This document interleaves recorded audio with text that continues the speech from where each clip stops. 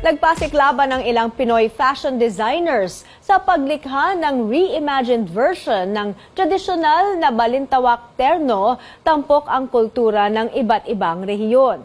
Kwento ng isa sa top 3 designers sa Terno Fashion Contest na si Isa, ang kanyang winning terno ay gawa sa Burdang Taal mula Batangas. Aniya, gusto niyang baguhin ang narrative tungkol sa mga kababaihan ngayon sa pagdidesenyo ng balintawak terno.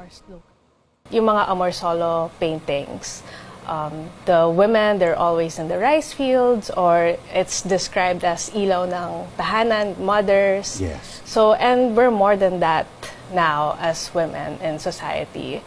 So I wanted to redefine it. Mula naman sa Yakan ang terno ni Gladys Rose Pantua ng Zamboanga City. Nais daw niyang maibida ang isa sa ipinagmamalaki ng kanyang lugar. Marami na rin daw mga Gen Zs at millennials sa Pilipinas at maging sa ibang bansa ang nagsusuot ng classic Pinoy terno. Kaya hindi raw malabo kung ang likhang Pinoy na ito ay umabot sa international runway.